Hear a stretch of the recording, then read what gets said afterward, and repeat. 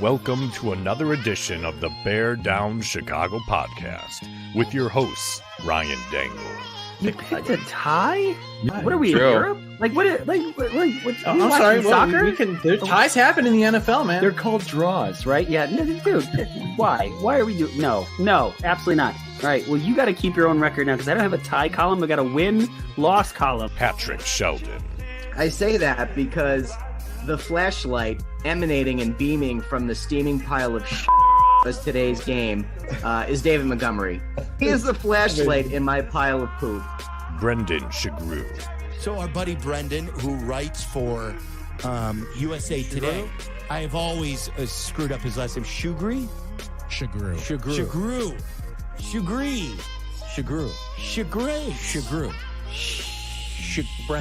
Brendan. And Jack Wright. Sorry, Captain Flo's over there. I'm not Captain Clue. So you're not excited, Jack? You're not excited about having Sarah Spain? Yeah, on our wow. show, which is Maybe no, clearly I have talent. Is that what we found out? Featuring Cam Ellis. Once I was like trying to get a happy answer out of him, and I was like, "Hey, man, like, do you take out of these situations like what is it like to know that like you're this beloved that like these videos are going viral?" And he was just like, "I don't do it for that attention." And then they just took the next question, and I was just like, "Okay, like I'm gonna melt into my seat and never come back here ever again." And Logan Bradley. Bears, rich history defensively. Lot of good linebackers. First round draft pick, hell of a player, a Bear that is going to go down in history. Nobody's going to forget. I am bringing back Shea McClellan. The Bear Down Chicago podcast. Yeah, we're that Bears podcast.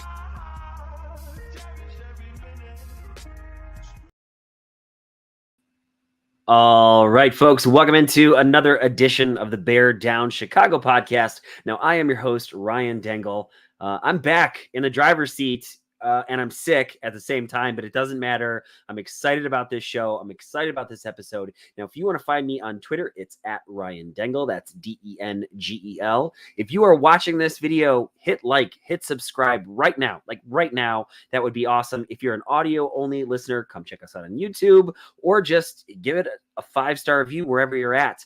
I am going to bring to the show, because I think last time he sat in the back stage for about 4.5 hours. So let's bring to the stage my right-hand man, Jack Wright, to the show. Jack, how are you, buddy? I'm so happy. How are you, man? It's so good. I am elated, and there's so many wonderful things to talk about. And so if you want to find Jack on Twitter, it's at BearDownJack. Just other than excited, 4 seconds. Thoughts, go.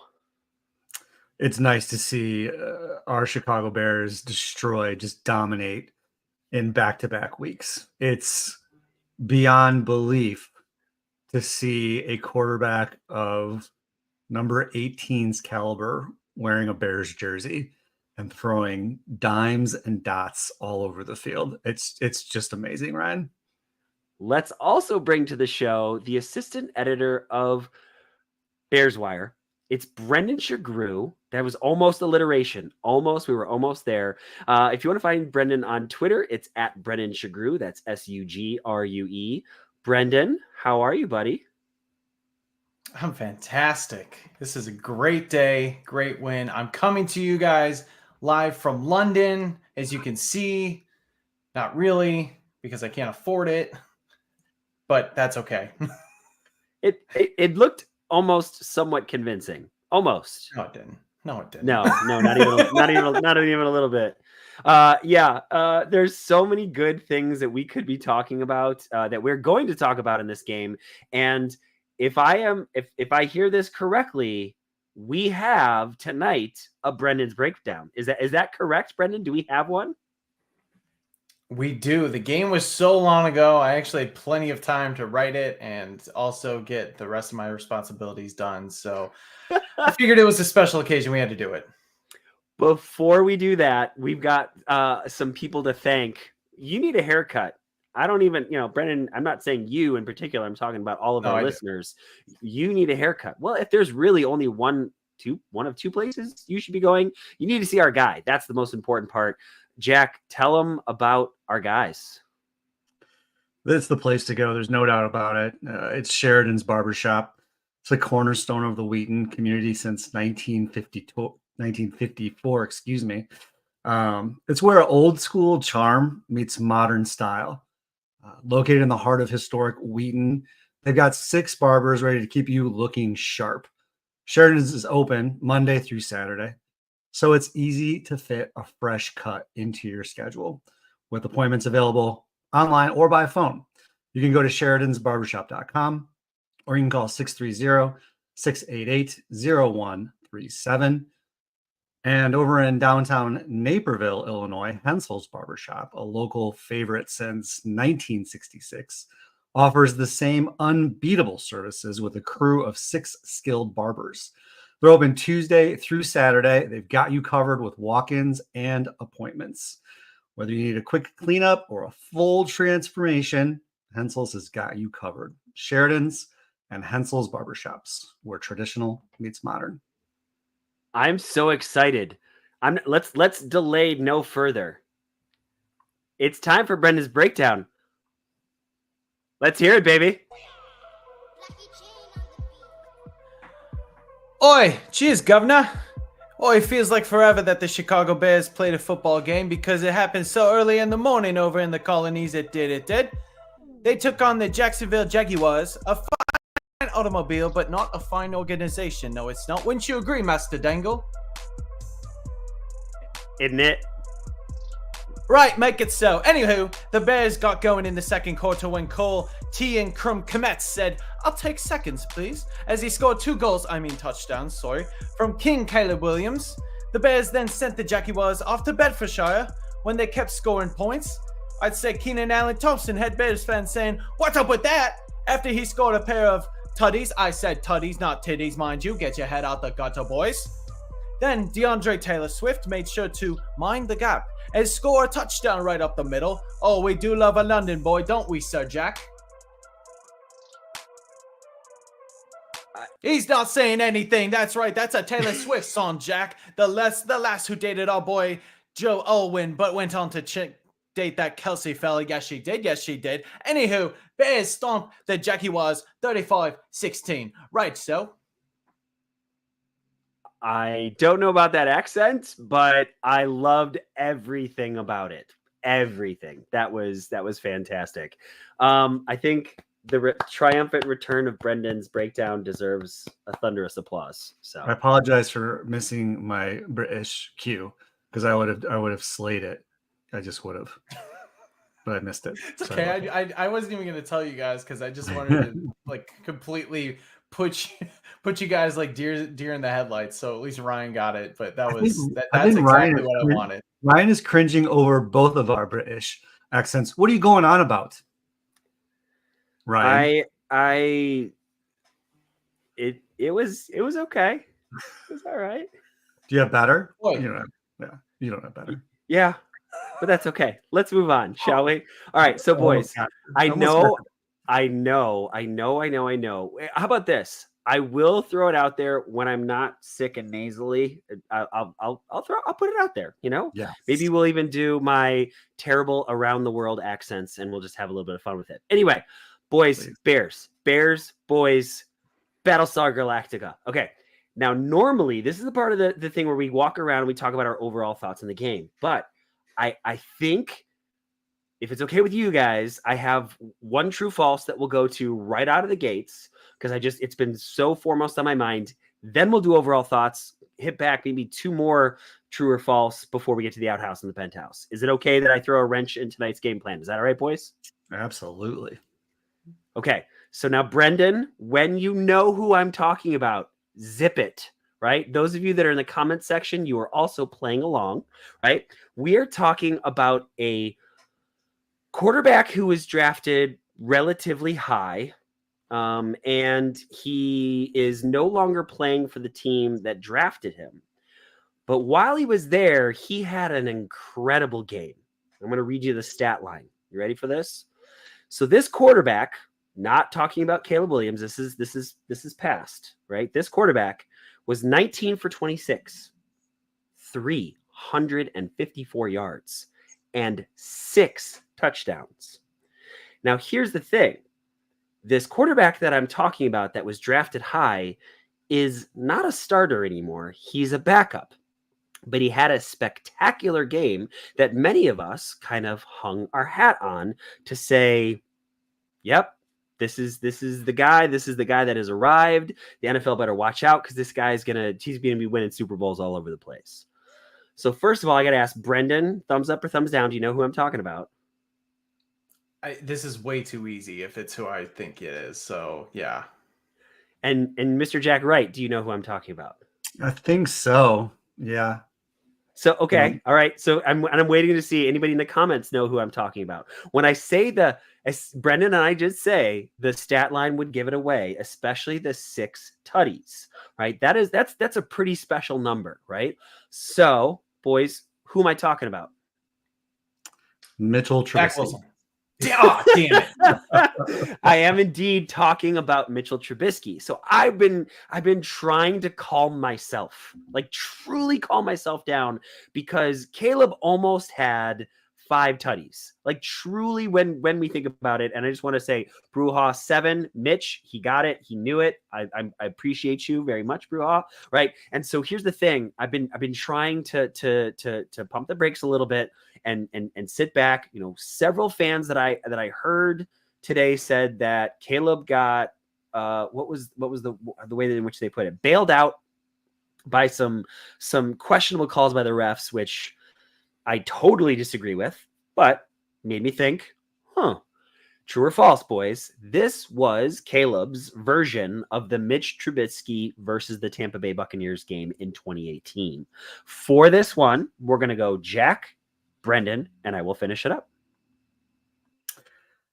I'm going to say false, and it's no knock on Mitch. That game was truly amazing. And I mean, to throw 6 touchdowns in an NFL football game, I mean, much respect. I just think it's completely different. I don't know as if we have seen a quarterback in our lifetime orchestrate the offense like Caleb Williams does. I don't think we have seen someone who can simultaneously take a play call, go up to the line, make adjustments, call line protection, audible, point out the Mike linebacker, then go ahead and take the snap and dazzle even more so after that.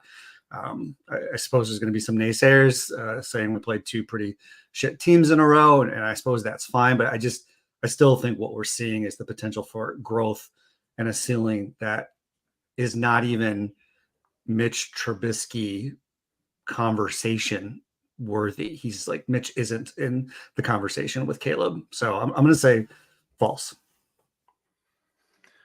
I'm also going to say false for a couple of reasons. One, I mean, Mitch threw 6 touchdowns and no interceptions. Caleb threw 4 and 1, so it is different.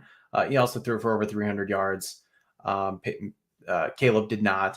But that game, and this isn't revisionist history. I think everybody can see that Matt Nagy was in his bag, and he just dismantled the Tampa Bay Buccaneers with his game plan. Guys were wide the hell open. I don't think I've ever seen wide receivers running as wide open as guys were that day. It was awesome, and Mitch hit every single throw that he needed to.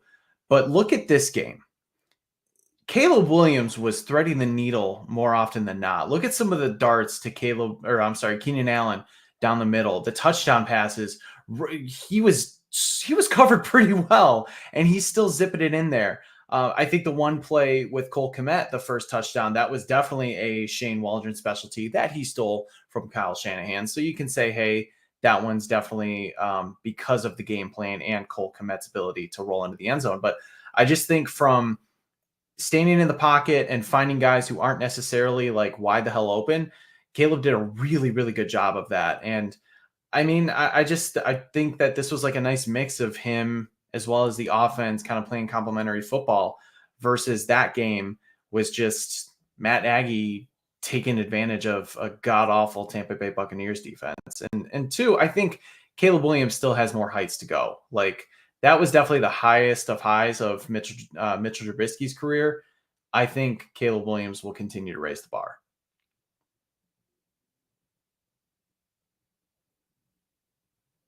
Yep. Ryan was muted. You pulled a Jack.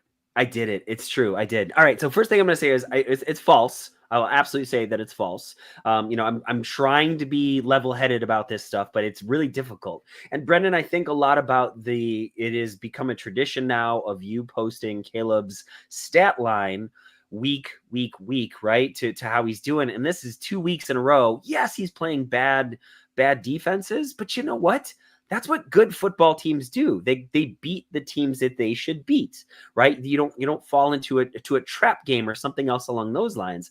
And that wasn't the case here. And Brendan, I think you said it really well. It's like he did throw that interception, right? He threw that pick, and that was a bad pick. I don't think anybody's gonna dispute that, right? But in the last 3 games, right, he has thrown 7 touchdowns to 1 very bad interception, but he's only thrown 1 interception.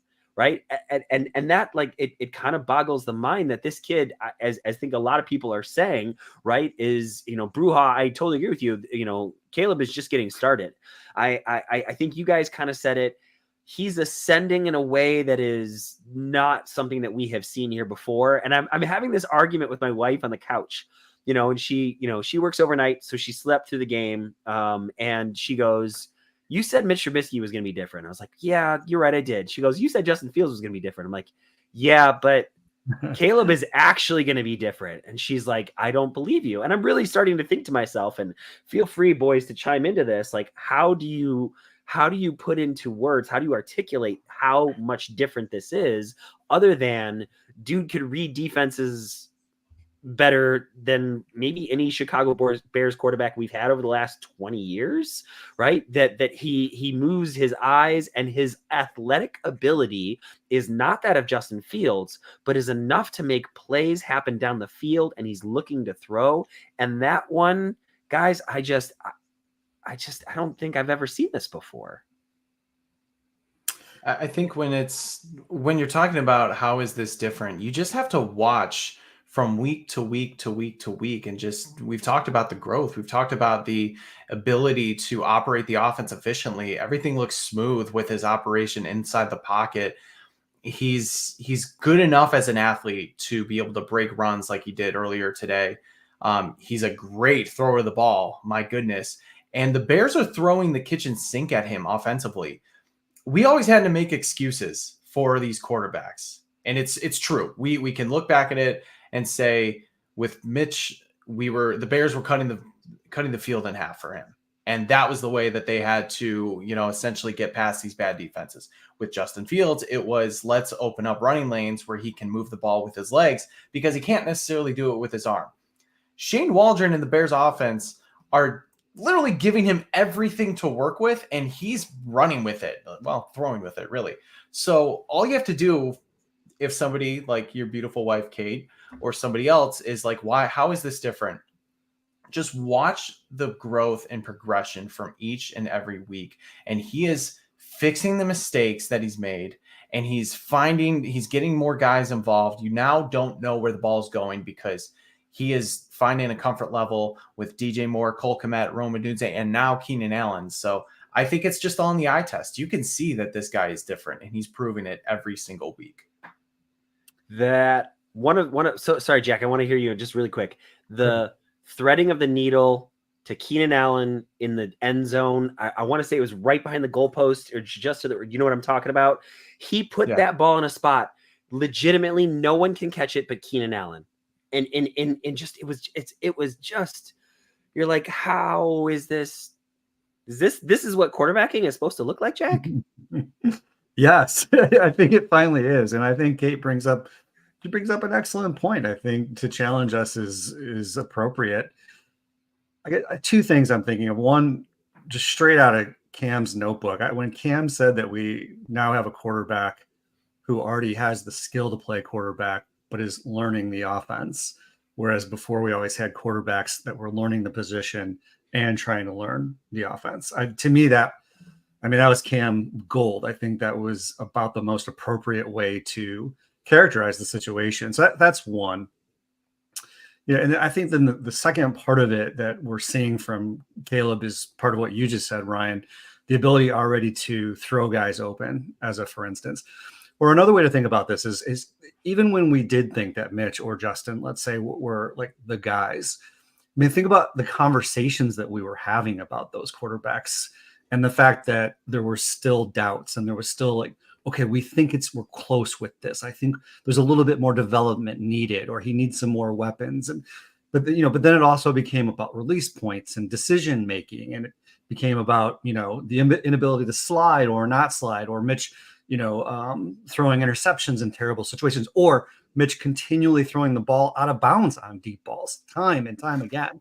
Some of these things that we just saw consistently with those two players. And I don't want to go down a Justin wormhole, but if you've watched Justin at all, Justin's not that much different of a player. And again, I root for him, but he has some of the same deficiencies he had with the Bears. He's on a much better team. And I still hope he solves those deficiencies. Those deficiencies, Caleb doesn't have. He doesn't have any of those same types of deficiencies. Remember when Mitch would run out of bounds behind the line of scrimmage? I mean, we're talking about mental lapses here from these guys. And this was like in year 2 and year 3 that he was doing it. And I think you see Caleb Williams, he might have had he had a 1 bad sack, maybe 2 in his first 2 weeks. And even the sacks now, like the Bears, I'm sure we'll get into it, but they got sacked 3 times today. Do you know how many yards they lost total? No. 5. Wow. Brilliant. Well, that's brilliant. And think about where he was it 4 weeks ago, where he took a sack where he lost like 18 yards or something ridiculous like that. Yeah.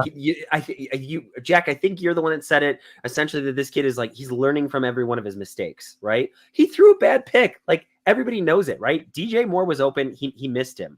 But that was the thing is, and then the defense gives up a touchdown, and then you watch the offense just drive down the field with a mix, a balance of run and pass and away. And then you're thinking, and I literally said it out loud because I'm a Bears fan. I'm a lifelong Bears fan. I said, oh, well, they're just going to kick the field goal. That's good. They play it safe. You'll be up 17 to 3 or whatever it was at that point. And then he throws a touchdown and you're like, oh, this is different. This is not the same Bears.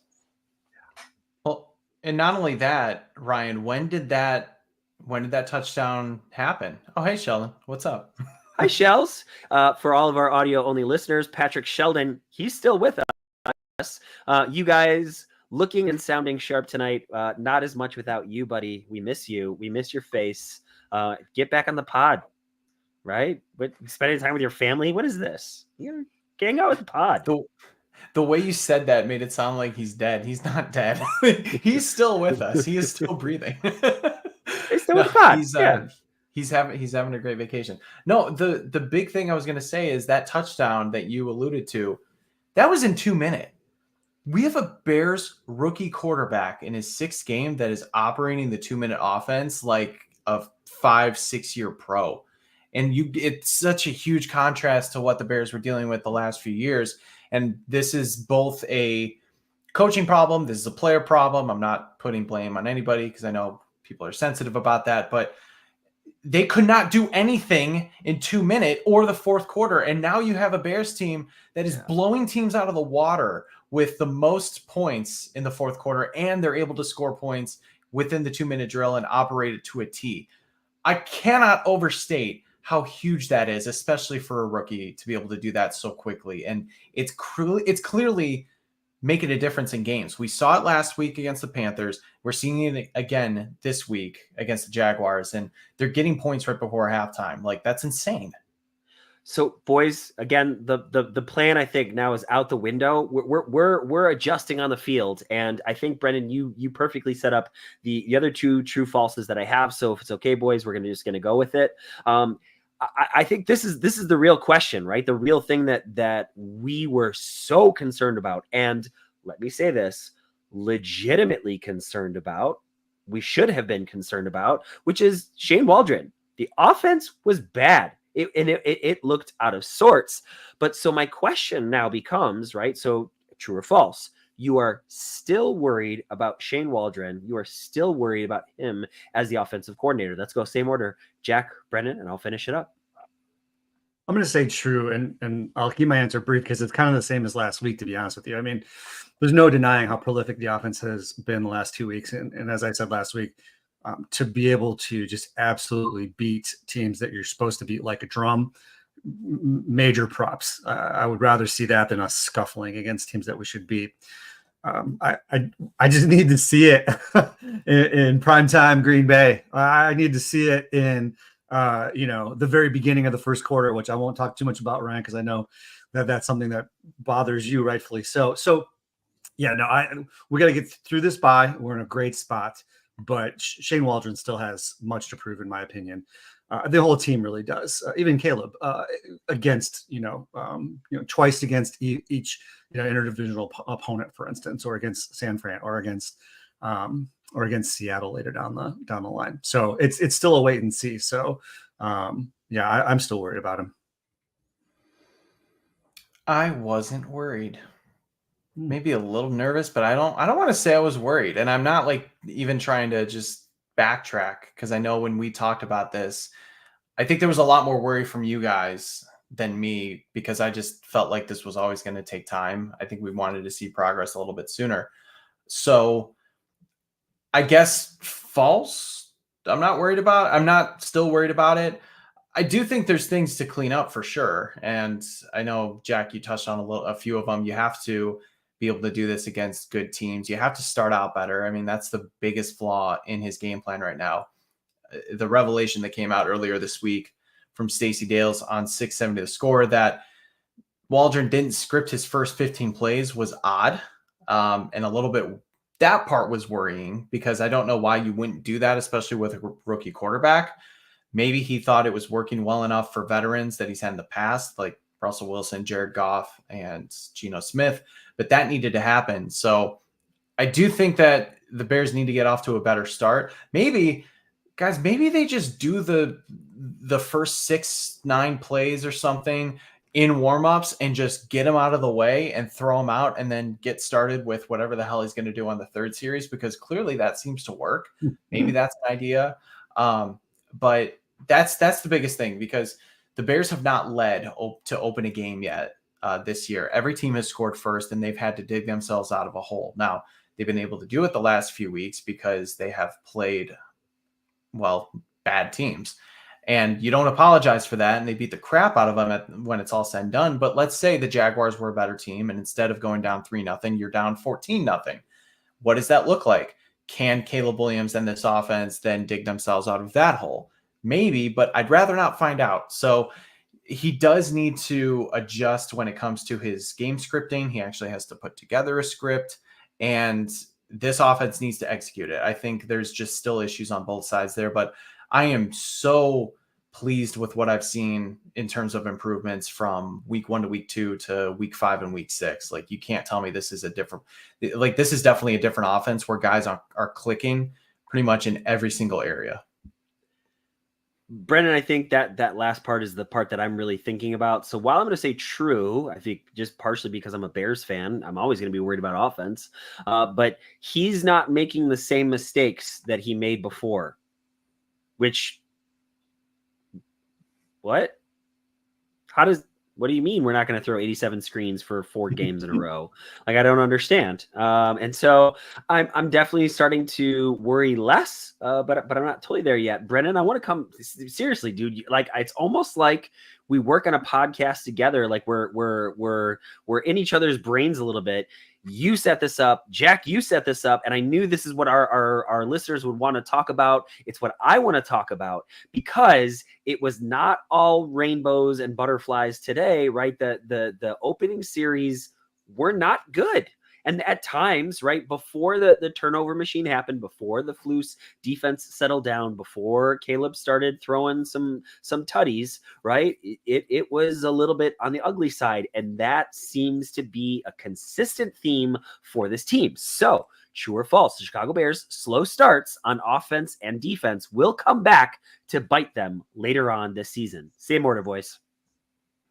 Absolutely true. Brendan, you mentioned it in our Bear Down Chicago podcast thread. And I think, you're exactly right. I just don't think, the team in the third year of a rebuild with an offensive line that's done some nice things in the last 2 weeks, but will still have a lot to prove against really stalwart fronts. there's going to be mistakes. There's going to be mistakes by Caleb still. There's going to be other types of mistakes that you're going to have to overcome throughout the course of a game, later in a game. So you can't compile those with early game slow starts or mistakes. We can't keep getting penalized on the opening kick return as a for instance. We can't keep having double shifts at the 2-yard line as a for instance. It's going to be tough. I mean, we might get 1 or 2 more wins after the bye and before we go into the divisional series, but every single one of those games, I mean, think about it. We might be the worst team in our division. We're 4-2. So yeah, it's just absolutely a concern. I think there needs to be some sort of practice recalibration. I know sometimes when I had teams that slow started, I would shift the beginning of practice drastically, do something up pace. Maybe we go right out of the gate. This is Caleb and the offense. He's so good at up tempo. I don't know. Maybe we just started up tempo right out of the gate, but you got to shake it up somehow, especially offensively. You can't, I don't think, keep going, 3 and out or having a lot of early penalties and still expect to beat some of the teams we're about to play. Yeah, I'm going to say true, not surprisingly, and Jack pretty much hit on a lot of the points that I was going to hit on. But I mean, yeah, at some point it has to. Like I said, if you go down 14-0, you're not going to play the Titans every week where Will Levis is going to just toss you gifts and throw BLTs up in the air that you can come down with. I mean, some of these teams are going to be well equipped to play with a lead, and this Bears defense is a bend but don't break defense. Eventually it can break if things like this continue to go on. So they've gotten a lot of help from the offense. The offense has brought them back. And then once that happens, it really feels like the defense just plays with a different intensity, a different fire. So I just think, like, while it's sustainable for right now, it's not always going to be that way.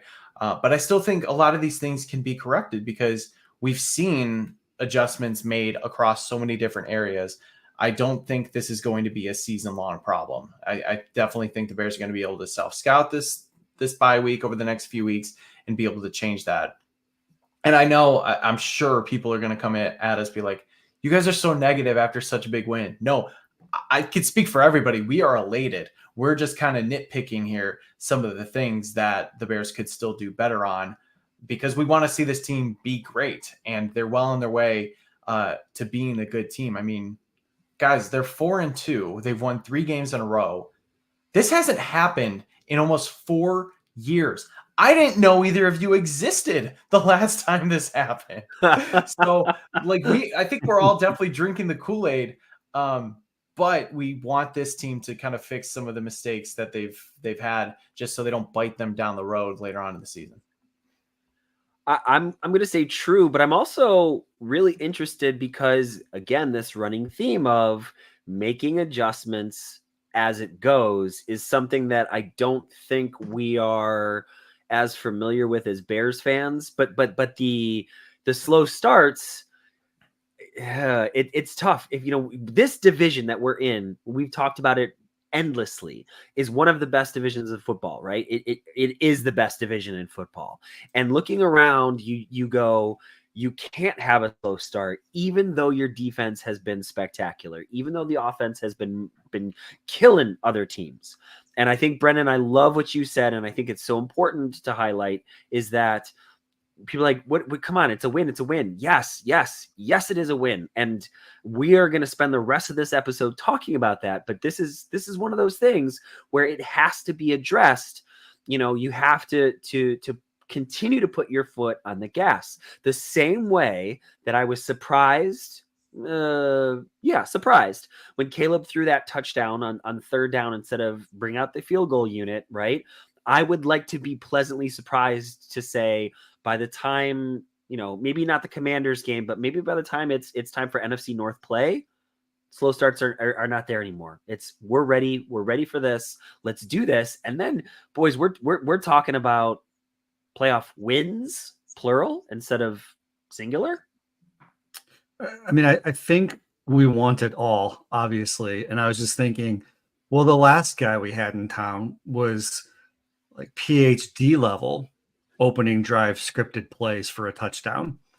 then how did it go from there? And you made me think of it, Ryan, when you talked about how this particular staff has been so great at in-game adjustments. Yeah, it would be super unorthodox as a method of coaching, but it could be that they, scout the team all week long, but then they go ahead and they take a look in the first couple of sets to see what the defense is actually in, to see what fronts they are in and what types of stunts or coverages that they are showing. And then they're like, okay, well, then this is what we're doing for that front and for that cov. Again, maybe a little unorthodox, and maybe why there isn't a play sheet in mind, because I'm just kind of spitballing here. Maybe Shane and Caleb are already at an ability or a level to be able to almost immediately make adjustments and then pick a defense apart. At least the last 2 games, you could maybe make a case for that. I would have a hard time believing that's going to work against, a Detroit team or a Niners team.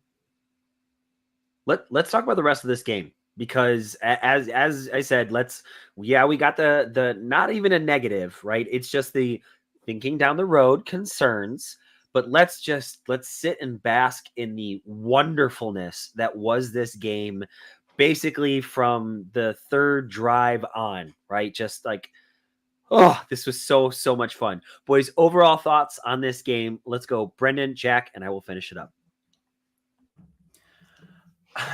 Yeah, it's crazy. We're getting to the overall thoughts, because I know we usually do this first. Just surprising, really. London games scare the crap out of me, because I just know how bad they can be and how sluggish players can be in them. But credit to the Bears, they did the process right. They did everything right. They left early enough in the week. They got acclimated, even though I think a lot of people, myself included, were like, okay, who's the team that's sleepwalking here after this slow start? But they looked right, especially just for 90% of the game, as the Jaguars were quitting. They just did not look like a team that was like wanting to be there, mentally ready to be there. And you know what? We heard a lot from the reporters in London that the Bears did have a good week of practice. You usually hear the coaches and the GM say that, but when the reporters actually say it, that means something. So it really just goes to show what this Bears team looks like and how they're doing things differently than the other regime. I mean, I've said it before. I know other people have talked about it. The 2019 Bears did exactly what the Jaguars did, where they left Thursday afternoon and got in Friday and basically had like 55 hours to be in London. So I was glad to see that they spent the whole week there. We talked a lot about the offense. I'm sure we'll get to some of the MVPs and everything. It's great to see them spread the ball around. Finally, Keenan Allen got going. I had a feeling he was going to get his first touchdown because Caleb talked about it. Rich Eisen was talking about it after one of the production meetings, like, hey, they know they got to get the veteran going. And I'm really glad that they did that.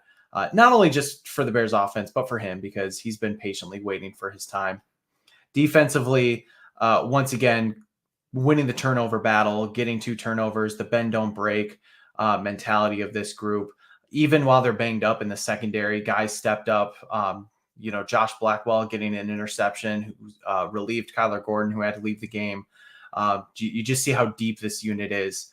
So overall, I just truly did not expect this. I thought that the Bears could and would win a close game. Caleb would look okay, and I would chalk it up to just a London game and say, all right, let's get back to the States for the bye week, figure things out, and at least we escaped with the win. I just did not see a 4-touchdown performance coming in those circumstances, and I'm so glad I was wrong.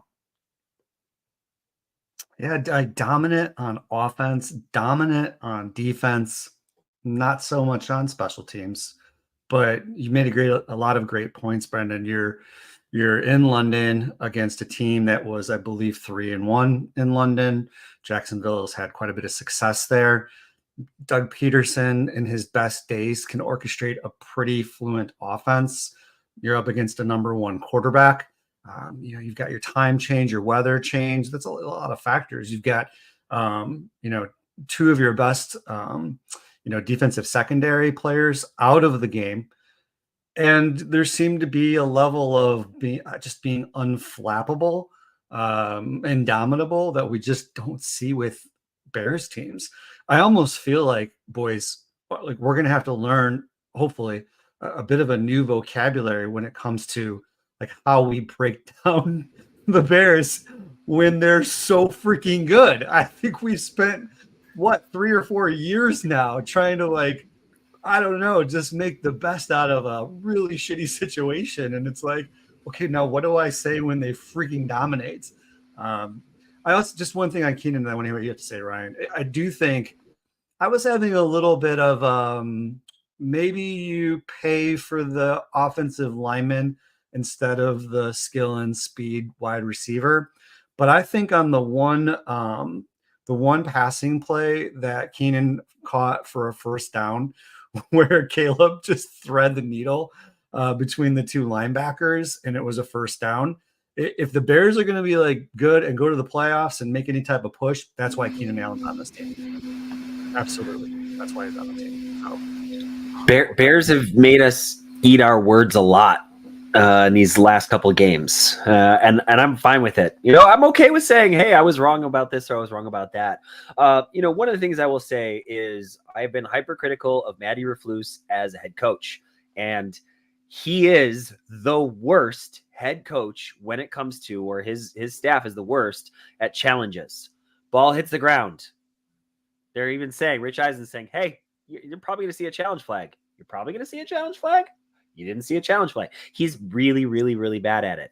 But one thing he is not bad at is defense. And Jack, to your credit, you talked about this a lot last year in the podcast, is teaching. He teaches dudes how to play the game. And so you see guys, Brendan, you may have even tweeted about it. Elijah Hicks doesn't make this play last year, something to that effect.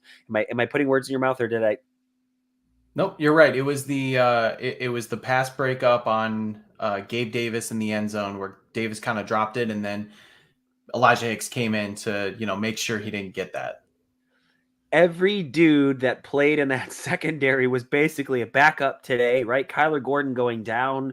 And so these guys were Jacksonville offense that actually is pretty decent here, boys.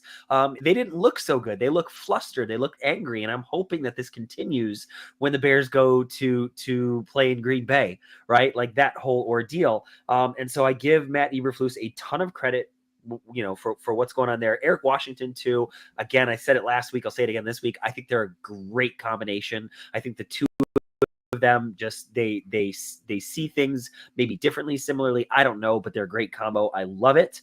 And then I would also say this too is, the bye week coming at pretty much the perfect time. In other seasons, you might be like, dang, it's so early. It seems like it couldn't have come at a better time for the Chicago Bears because guys are so beat up. And then the last thing that I want to say, Jack, to your point, right, that we are going to have to shift our mindset because I got so used to coming, like using big words for bad, right? Bears are bad, abhorrent, right? Abysmal. Like I use those words a lot over the last couple of seasons. It would be so much fun to not have to do that all the time. Sure, the Bears are not going to win every single game, but to have a team that's in it, that's consistently good, God, that would be fun. That would be fun. I think expectations are changing by the week because, to build off your point, guys, agreed. Instead of saying that, oh, I hope Caleb Williams looks good. If he throws 4 touchdowns and the Bears lose 35-28, that's fine.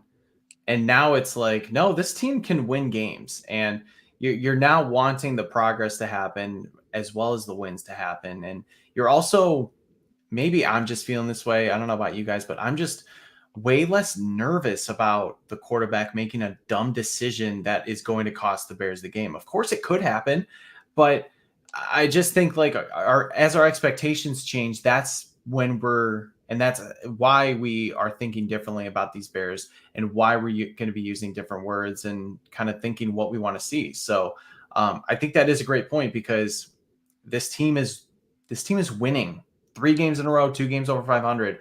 So this is now a team firmly in, at least now, because it's only mid-October, but they are firmly in the playoff discussion. And if this continues, our expectation level is going to be raised, and we're going to be talking about them in a much different light than we were the last 2 to 3 years.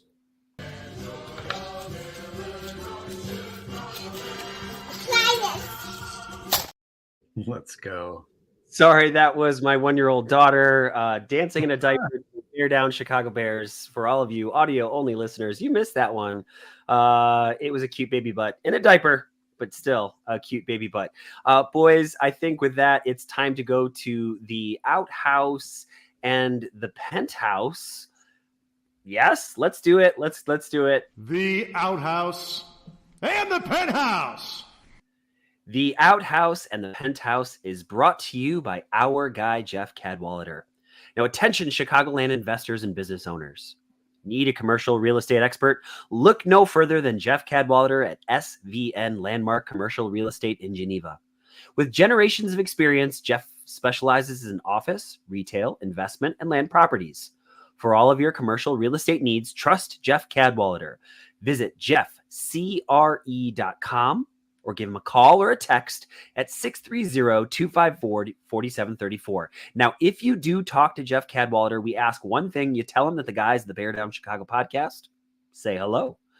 All right, boys. So it's time to go penthouse, then outhouse. Outhouse is going to be a little bit thin. Penthouse is going to be full.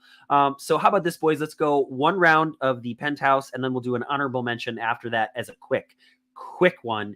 Then we'll hit hit outhouse. And you know what? We might not have a ton to talk about, and I'm okay with that. And I'm sure Jeff Cadwallader is also okay with that. Brendan, I'm still smiling. I'm still smiling from last week when you let me go first, so I have to pay it back to you. So for penthouse, let's go. Brendan, Jack, and I will finish it up. Penthouse, boys. Okay, so Caleb Williams was the best performer on Sunday, but I don't think he was the most valuable performer. And that, guys, is Cole Kmet. Cole Kmet just did it all, and that is not an exaggeration on Sunday. He led the Bears with 5 receptions for 70 yards. He had the 2 touchdowns. His first touchdown was a beauty where he broke 2 tackles and stretched to get that first score. Of course, he had the fade route on the second score. But then he had to fill in as the long snapper because Scott Daly got hurt. And guys, I don't know about you. I was nervous as hell because I thought this was going to be a close game. It happened early on. And I kept thinking, what if the Bears can't go for field goals? What if they can't kick extra points? Like, is this going to become a weird game where they have to go for it on 4th downs? Hell no. Cole Kmet was perfect on all of the extra points. The Bears did miss 1 field goal, but the game was already out of reach then. So it was definitely forgivable. I think Matt Eberflus had the quote of the day when he said Cole Kmet might be the first player in NFL history to catch 2 touchdowns and also snap 2 extra points. That was awesome. And then also his run blocking and pass blocking was superb. There was one play in particular. It was the DeAndre Swift screen. I think it was the 3rd quarter. He was isolated with Eric Armstead on the right side. And he had to hold him at bay while Caleb Williams let the play develop with Swift. And he did it well enough where Caleb was fine. Swift got the ball and he took it all the way to the red zone. So Cole Kmet literally did it all. And I mean, he's so valuable to this team. I mean, he's a good receiver. He's a good blocker and he's a pretty good long snapper. So he absolutely deserves to be in the penthouse. Patrick Sheldon is not loving that right now. So just on that note, do you guys think it's about time that he concedes that? I mean, I've conceded, that he was probably more right about Flus. I was really wrong about Nathaniel Hackett, as we all know. I was like so wrong on that, like offensive lineman down the field penalty, where an NFL ref said I was making an idiot out of myself. I think Shells, when you're listening, if you're listening, man, it's time. It's time for you just to give Cole Kmet his flowers. I'm only going to say, Jack, I don't want to steal any of your thunder, but they kept talking at the beginning of the thing. It was Evan Ingram this and Evan Ingram that. Right? The clear, better tight end was playing for the Chicago Bears in every single facet. Dude, we said it, I think 2 weeks ago. Dude is a battering. I think it might have been last week. Doesn't matter, right? Is when this dude gets the ball, if he's running towards you, like I don't want to be responsible for tackling the battering ram that is Cole Kmet. That shit would hurt. It would hurt. He's a stud. Alex Moss, I think you're right. I mean, top 5. I think last year he was in the top 5 again, and we don't have to go down this entire discussion, but if you think he's going to be a Kittle or a Pitts, he's just never been that. Well, he's better. He's an inline blocker, and he can catch the ball. His catch rate is out of this world. He finds the end zone. He's almost impossible to bring down. I mean, he's just, I really am impressed with the way he's come along in the last couple of years. They signed him to a new contract, and he's earned every penny. So I'm going to give it to Keenan Allen for my penthouse, just because, you know, he really played out today. It was nice to see him. You know, he had 5 catches for 41 yards, and he had 2 touchdowns. And, you know, as I mentioned earlier, like, I wasn't having huge misgivings about his signing. It's the more like elite wide receivers in the building, the better. We've been asking for that for a long time. So it's really nice to see them make a connection. I mean, DJ Moore nailed it, right? You probably heard it many times today, but like, it's as if everybody's Wi-Fi is connecting. And today it looked like Caleb and Keenan had their Wi-Fi connected. Also, it was hilarious on the sidelines. I don't know if you caught the clip of them talking about, like, what is it, Grandpa, I'm tired. And then what's the response? You guys know it? Can you bail me out? That's too damn bad. Thank you keep so digging. much. That's so good. Those guys have a great relationship. This is my face that neither one of you guys picked. It's for you. Caleb Williams. We left it there for you. Put it on. I just 2 weeks in a row. Okay. All right. I'll take it. I'll go for it. I am so excited about Caleb freaking Williams. Dude, you know what? Yeah. Talk all you want about Jaden Daniels. The last couple of weeks, it's clear who the better quarterback is. It's Caleb Williams. Right? Now you can NFL honors, whatever, you can call him rookie of the week, you can whatever. It is very clear that Caleb Williams is the better quarterback right now. Now, when they play each other, I think it's going to be a fantastic game. Jaden Daniels is a good player. I'm not trying to knock him. All I'm saying is Caleb Williams is better. He is unreal right now. 282 total yards. He ran the ball better than I think anyone was expecting him to run the ball. He's not Justin Fields. Everybody knows that. He had an awkward slide on that, really, the run. You know what I'm talking about, Jack? I was thinking about you. You're talking about this. It wasn't the best thing in the world, but I don't care, right? He had 4 touchdowns and honestly had a really good shot of having 5 touchdown passes. And the way in which this kid is developing in front of our eyes. Yeah, you know what? He paints his nails, guys. He paints his nail. Oh, I don't care. Paint your nails, dude. You want to wear pink like what you do, you, Caleb, right? Like, I don't care at all what this kid does, right? Because he seems like a high character young man, and he is bringing an energy and an enthusiasm and a moxie that we haven't seen. Now, Jack, you have talked endlessly about blue chip player on offense. Well, I don't think he's there yet, right? Brendan, this one's for you. It's a little bit like when Luke turns to Yoda and says, "Then I am a Jedi." It's like, no, you must confront Vader. He's got to go after Green Bay. He's got to prove it in the division, right? Like, truly, he's got to do it in the division. But all I'm saying is, I am so excited about this quarterback. There was always this thing in the back of my head when Justin Fields was running the football, and you're like, this is awesome. I'm excited to watch this kid play. I really am. But I want to see it through the air. I want to see a quarterback that throws the ball. And he's freaking doing it, guys. And I'm so damn excited about it. And I just thank you for not taking Caleb Williams so that I could talk about him. I appreciate you, boys. You're welcome. You were so fired up. I love that. No, that was definitely worth keeping in. And man, he's broken pretty much look at all the different records and things that he's going after. I know I posted that he's already eclipsed Justin Fields as a Mitch Trubisky's rookie touchdown passes. Crazy. And I know. Well, and I know they only played Fields started 10 games. Mitch played 12. Still, he's passed them in just 6 games. He's one of 2 Bears rookie quarterbacks, I think, to ever throw for 4 touchdowns. He's, I think, the only rookie quarterback ever to throw for 4 touchdowns and run for 50 yards. All of those things, you could just check off those little milestones, and he's doing them. Your excitement and everybody's excitement is palpable. And I swear to God, I am being the bigger person because I still have receipts from that USC game where he cried in his mom's lap. And there were certain Chicago accounts And Bears fans saying, I don't want this. Can you imagine this guy being the quarterback of your team? Yeah, I can. And it's pretty freaking awesome. And I said it then. I'm like, you know what? Show the emotion. I don't care. Be who you want to be. Just perform at a high level and be a good teammate. And by all accounts, that's exactly what this guy is doing. So, man, I could pull those receipts. I really could, but I'm not going to, because we are all living in this happy time where the Bears, again, are 2 games over 500 for the first time in 4 years. Thank God we're in a world in which none of that BS was validated. I mean, think about that. Like, think about the hell we would be in right now if he was playing poorly and all that BS that he was dragged for, before the season came up. But no, he is just 1,000% said, yeah, whatever. Say what you want, bruh. I'm gonna ball out. I'm just gonna ball out.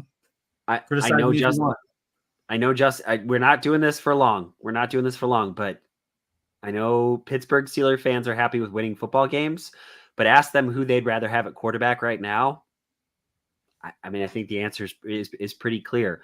It is not a knock on Justin. I like Justin Fields. I like the human being that is Justin Fields, right? But I just like the people that were saying awful things about Caleb as a human being simply because they wanted Justin Fields, or maybe because they wanted to be right. I don't know.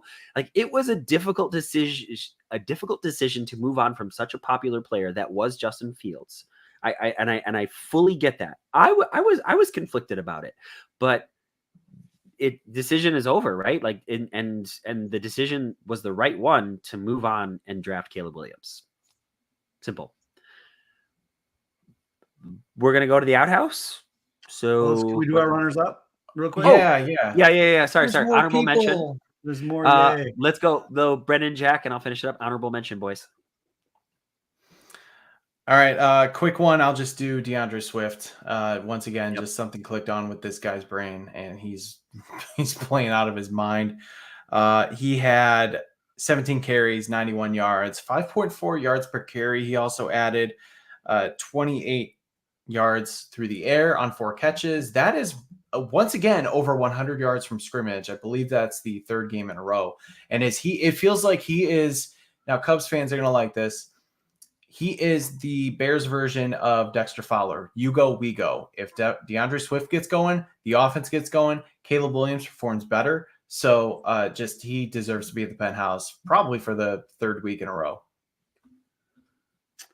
I really hope he's not too hurt, because Kyler Gordon has become the absolute sultan of chaos.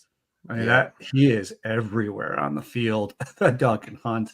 He is a problem for opposing teams. Like, I think at a Pro Bowl level of play on defense. Well, I'm going to do 2 because I can. TJ Edwards, that dude is a heat-seeking missile. He's the best linebacker the Bears have, and the Eagles let him go for nothing. Whew. That looks stupid. You guys look really stupid. That kid is playing lights out. And the other one, this is on me. Kevin Byard signing, I was like, really? Like, this is not going to be. He has exceeded every single expectation. He didn't light up the stat sheet, but every time I see him on film, I just go, he's so much better than I thought. All right, boys. Now, do we have enough to go to the outhouse? Yeah. All right. Outhouse. This is easy. It is Nate Davis. He is actually in the outhouse right now. Healthy scratch for the first time as a Bear. He has clearly been passed up. Also, keep in mind, Tevin Jenkins coming into this game, he had a hurt ankle, so he wasn't even, 100%. They went with Matt Pryor, Bill Murray. Ryan Bates is coming back at some point. Who knows about Larry Borum? Guys, we may have seen the last of Nate Davis in a Bears uniform, and I don't think that's hyperbole. Like, he might get, and I love this guy, but he might get the Kyle Long treatment and just come back from London and never play a game in the navy and orange again. I think they're done with him, and either they're going to pay him to just go home and sit at home by himself, or they're just going to release him and eat the rest of the money on the contract. But regardless, the dude, for all intents and purposes, is Dunyan Rings. I see what you did there, and I liked it. That was clever. Yeah. Yeah, I had mentioned it earlier. I'm concerned about the special teams. I'd like to see all three phases perform at a higher level. I don't know, Brew. I don't know if you and I have like a psychic connection or if we were looking at each other's Twitter feeds today. But what's going on with our gunners on punt coverage? Like I tweeted about it today. It's a simple thing, but like generally, you take a guy who's pretty physical and real fast, and you make him a gunner. For those of you that don't know what a gunner is, there are certain guys that will like have contain, other guys that will have lanes. But then gunners find ball, tackle ball. Well, maybe you guys know who it is. I don't know, Brendan, if you know who the player was, but like we were just flying down the field, and then the next thing you have to do is you have to drop your hips and you have to chop your feet and just pin the guy and just look at his numbers. And our guys are just like flying down, and it's like they're on skates all of a sudden. They get about 8 yards away from the punt returner, and they're just like biting it, and it was bad. And so I think I heard Waddle and Sylvie talking a little bit about where our punter ranks amongst all punters, and the numbers aren't overly good. And some of it, I think a lot of it's because of our punt coverage, unfortunately. I think he would statistically be higher and more worth the 4th round pick with a couple more good coverage team performances.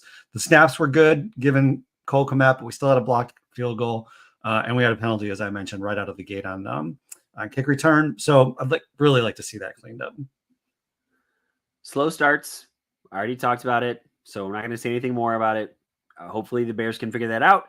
And the second one is, and I don't like being the refs guy, but you miss a face mask that really like turns Roma Dunze's helmet around. Like that's pretty bad. And then also delay of game is still a penalty and should be enforced. They missed that one. There were some other things too, but just I'm too happy to just keep dragging on bad stuff. Like I'm ready to talk about anything else because this was so damn fun today. Real quickly, do you know the ref? That ref that did the game, right? Brad Allen. Wait.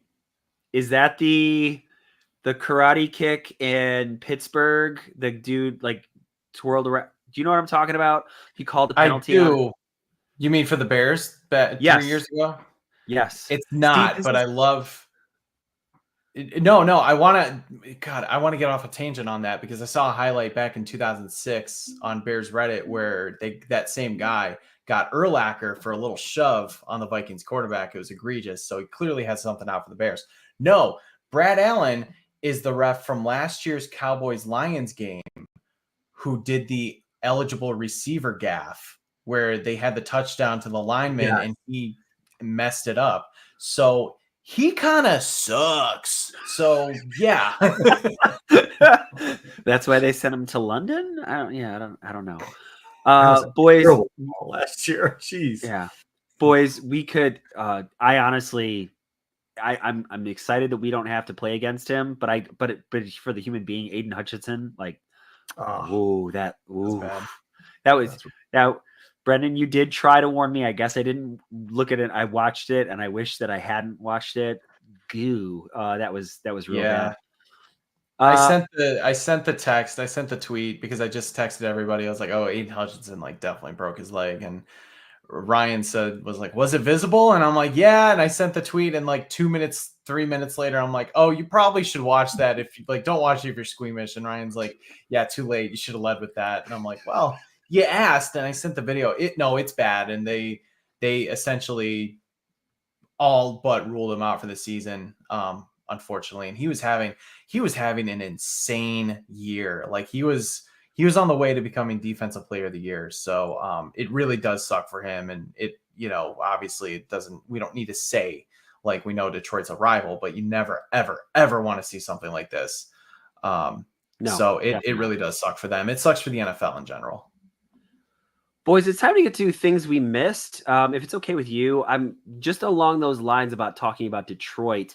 This is something that I do think that I wanted to talk about. Our good friends at Roar the Lions basically were slamming Chicago Bears for not re-signing David Montgomery to a huge deal. I'd love to throw my 2 cents out here, which is the Bears offered him a contract and he wasn't playing the way that he's playing in Detroit right now. And also the fact is Detroit hasn't had a run game the way that they have right now since freaking Barry Sanders, man. Like they've struggled to find a consistent run game for a long time. And I'm excited that David Montgomery has solidified that for them. But I don't miss him. Like maybe that's a homer take for me to say that, but like I genuinely like I'm excited for David Montgomery, classy guy. But I think the Bears needed to spend money in other places, and David Montgomery was not a place where they needed to spend. Was it like 18 mil a year or something? I don't remember exact details of the contract, but maybe it wasn't that much. Maybe it was 18 mil total. Whatever it was, he got paid a new contract in Detroit. I'm happy for him, but I don't miss him. You guys feel any differently about the David Montgomery deal than I do? Did Tariq Cohen drag polls? Was that a actual tweet? Did you guys happen to see that? I think that was his Instagram. Yeah, it was pretty. I mean, it was like any GM like stupid. I think there was an F-bomb in there, enough to let Montgomery go as an effing moron or something to that effect. And I was surprised by that, actually. Yeah, I think, Ryan, you're right. It worked out best for both. I mean, I don't think Bears fans are used to like the team making business decisions about good players. It was right, to let Khalil Mack go and then not to go pursue Khalil Mack again. So tired of hearing that. It was right to let Roquan go. He's a great player, and he's still a great player, and he fits well in Baltimore. But we have a great linebacking core right now, and so I think in some ways, like we chose to pay who we chose to pay, and it's worked out for us, and it's worked out for David Montgomery or Roquan Smith, or you can name other players, I suppose. So you know what? I think that's just a part of the NFL. That's just how things go. When you're playing, when you're running the organization like a professional organization. Finally. So, yeah, I don't miss. I wish the Bears got this version of David Montgomery, because he was just kind of averaging 4 yards a carry, 3.8 yards a carry the last 2 years that he was in Chicago, and he kind of had this. It was always the mentality with David Montgomery, like he's the guy. If you need 3 yards, he's going to get you 4 yards. If you need 5 yards, he's going to get you 4 yards. He's just kind of that standard guy, and he's running. I think we're having revisionist history, because if we look back at the 2021 and 2022 seasons, many people would have said, hey, if he's there for the price, maybe like $4 or $5 million a year, sure. He got more than that, and I think a lot of Bears fans understood letting him go. He's thriving in a new system, and I tweeted on Saturday when the deal got signed, I am so happy for David Montgomery, and I am so sad for me, because I know that that David Montgomery can run well against the Bears, and he definitely takes that stuff to heart. So good for him. I just hope the Bears keep their running game, running efficiently, and that they're good with DeAndre Swift and Roschon Johnson creating a 1-2 punch. Jack, is there anything that we missed that you want to talk about? Yeah, just a couple of statistical things that I thought were kind of we could relish a little bit in them. So the Bears had 373 total yards. They were 4 for 4 in the red zone today, and they were 1 for 1 on fourth down. They only had 4 penalties, and those penalties were for just a meager 4 yards. So, I just those are things we're not used to. So yeah, I just thought some interesting statistical nuggets from the Bears that we can also celebrate. Brandon, what about you? I got some fun nuggets. So according to Mark Potash, the Bears have scored 5 offensive touchdowns in back-to-back games for the first time since 1956. That's unbelievable and yet very believable at the same time. So this offense is just, they've never had something like this in the Super Bowl era. Cole Kmet is the last player since Mike Bartram in 2005 for the Eagles to score a touchdown and then snap the extra point. So that was almost 20 years ago. Per Greg Allman, I think this is another one of those stats that shows how great Caleb Williams was. Williams finishes 23 of 29 for a 79.3%, still the best completion percentage ever for an NFL rookie, with 4 touchdown passes and 25 plus passes in a game. Keenan Allen's, we talked about just how much that Caleb Williams is trusting him and threading the needle. I'm pretty sure that 4 of his 5 targets came on 3rd and 4th down, and the one that didn't was a 2nd down, the touchdown throw that was the fade. So when it comes to 3rd down and 4th down, Caleb Williams is looking for Keenan Allen, and Keenan's delivering. So that's exactly what you want him for. He's a 3rd down merchant. I mean, it's essentially 3rd and Allen or 4th and Allen at this point. We talked a lot about Elijah Hicks. Also, I think we really need to give credit to the entire NFC North. I know we all hate each other, but let's just take a moment and just say how impressive this division is. I think Sylvie tweeted out that they're 17-5. And then today on Sunday, collectively, the NFC North scored 138 points, or 116 points, and their opponent scored 38. Also, the Vikings didn't play. That's insane. They just, the North is running through everybody. It's the best division of football. And on one hand, I'm very proud of that because it's cool to say that the Bears are a part of the best division. On the other hand, that sucks donkey dick because now it makes it much harder for the Bears to get the playoffs. Right? So, the timing is terrible. It really is. Like, how come all of a sudden everybody in the freaking division is good? Like, when we're getting good. Yeah, no, this is our time. Not Right. you, Vikings. You're supposed to be in a rebuild. The Packers, you could just go to hell. Like, no, this is our time. Yes. Boys, this has been a fun episode. Anything else? Otherwise, I think it's time to get the shout-outs. All good here. Shout-outs, boys. Brendan, Jack, and I'll finish it up. Shout-outs, boys. All right, so this is a collective shout-out to everybody overseas, and I know I'm going to miss some names, but I'm going to try to, just get everybody. This is I'm really happy for guys like the Irish Bears show, everybody involved with them.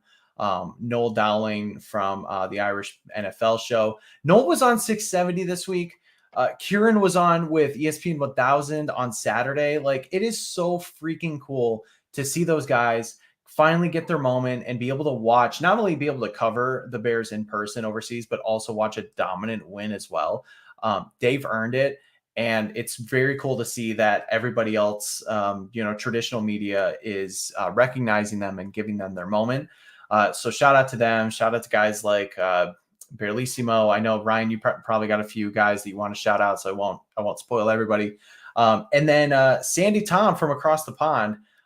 He had one of the moments of the week when he tweeted out that he saw somebody almost get in a fight with George McCaskey. Like, George sort of bumped him, and the guy wanted to have words with him, and he tweeted it out. And we both got a shout out from Lawrence Holmes for it. So Lawrence was kind of, giving it Sandy his props for finding that. Just all of those different things with all of the awesome UK Bears fans. I'm just really happy for all of you. I'm proud of everybody who's being able to cover the game and be able to just see their star rise, and just happy that you all got to see a win. So I hope this week was awesome for you, and just keep up the great work. So glad to be friends with so many people over there. So the Bear Down Chicago podcast has some loyal listeners, and one of the best, without question, is Scott. He's at Swaziland. My daughter was playing in a conference tennis tournament at the school that Scott teaches English at. And Scott also announces the football games, and he also announces the basketball games, and he's also the speech coach, and he's also working on installing a dual credit program at the high school that he teaches at. And his wife is an educator, and wow, like, just first time we got to meet in person, and it was a true pleasure to be able to just sit and chat with him about education and his kids and tennis, and of course the Bears for quite a while. And so shout out to you, Scott. It was really nice to have met you in person. Shout out to Alex Moss, who's been all over our comments tonight and made a reference to me as Coach Wright, which I haven't heard that in a long time. So that kind of made my heart happy. I appreciate that very much, Alex. And then, of course, shout out to anybody that's, been infected in any way, shape, or form. It's almost becomes like trite or cliche when people say this in our position, but I've got a buddy, Chris Spencer, who lives down in Florida, and so a lot of times he can help me cut through, what's real and what's not real about what's happening down there. And so, it's real. Like it is unbelievable to think about being displaced from your home, not once but twice, like within such a short period of time. And I just can't imagine. My electricity goes out for 6 hours, and I don't even know how I'm going to survive. And these folks are dealing with just an incredible amount of trials and chaos and danger. So yeah, shout out to anybody that is is in the path of that hurricane and who's either hurricane or the one that's coming. What's happening? Shout out to all of you. So I know that Dave, Derek, Daniel, and Ant will understand because we already talked about this, that normally my shout out would go to them, but I got to tell a very quick story, and I hope this doesn't sound too soapboxy, but I was almost killed, and it was a really scary experience. For all of you that don't know, I ride a motorcycle, and I think it is important that I say this because I think there's a stigma sometimes around people who ride motorcycles. I ride with my helmet and my jacket and my boots and my gloves and my high vis helmet every single time that I ride. I'm not an asshat when I ride. I ride because I enjoy it. It's a great way for me to kind of, what's the right thing to say here? To kind of just, let the world go a little bit. And I'm riding on a 4-lane road. I'm in the far right lane, and a guy is in the left lane, and he decides that he's going to get over in the lane that I'm currently in. And I mean, like, giving me no wiggle room to go anywhere. I honk, he pauses for a second, then it decides I'm just going to go anyway. So I have to slam on the brakes. I almost run into the concrete median that's right next to me. I have to try to control the bike where, thankfully the person behind me was paying attention and slowed down enough. And then the guy decides to turn on his turn signal because he needed to go to Starbucks. And he couldn't just go to the next intersection. He decided that he had to go right where I was existing as a human being in that moment. And then, just to say, make himself feel better, he rolled the window down and, oh, I'm sorry. To which I said, and not such a calm way and lots of expletives, you don't get to say you're sorry. You almost killed me. And then, a couple more passing words as I zipped around him. I just want to get home to my kids and just, again, I'm not riding 95 miles an hour in a 25 mile an hour zone. I'm not the guy that blasts his music and his engine at late times of night while your kids are trying to sleep. I just want to get home to my kids. And so this is a shout out to every single one of you who looks twice for motorcycles, and for everybody that's out there, for you aren't on your phone for the entire time that you're driving or doing all those things. And you aren't a total asshole when you're behind a wheel. This is a huge shout out from one father to all you people who look again. I want to say thank you. Thank you. I appreciate you. I'm a little shook up still from it. And I think some of you can hear it in my voice. And so I just seriously, thank you so much for all of you who are being good human beings out there. It means a lot. There's a whole lot of wonderful people that hung out with us this evening. For all of us here at the Bear Down Chicago podcast, we cannot say thank you enough. We know that you can get your Bears content anywhere, and you have chosen to hang out with us. If just for a little while, it means more than any of us here can say. I know I speak for all these guys when we just, we say thank you. Please hit like, hit subscribe, like this particular video if you're watching it on YouTube, right? Hit retweet, whatever it is, right? To kind of support us. Hit us with a 5-star review. It really helps to widen our audience. Comments and YouTube videos help a lot. Any of that stuff we would greatly appreciate. Thank you so very much for hanging out with all of us here at the Bear Down Chicago podcast. So for Jack Wright, Brendan Shagrew, Logan Bradley, Brendan Shagrew, I said it, Logan Bradley, Cam Ellis, I'm Ryan Dangle, folks. Thank you so very much. And as always, folks, Bear Down Chicago. No. Jack, remember we were gonna do that thing with the... Oh, you wanted me to do that thing. I'm sorry. I didn't know I was on.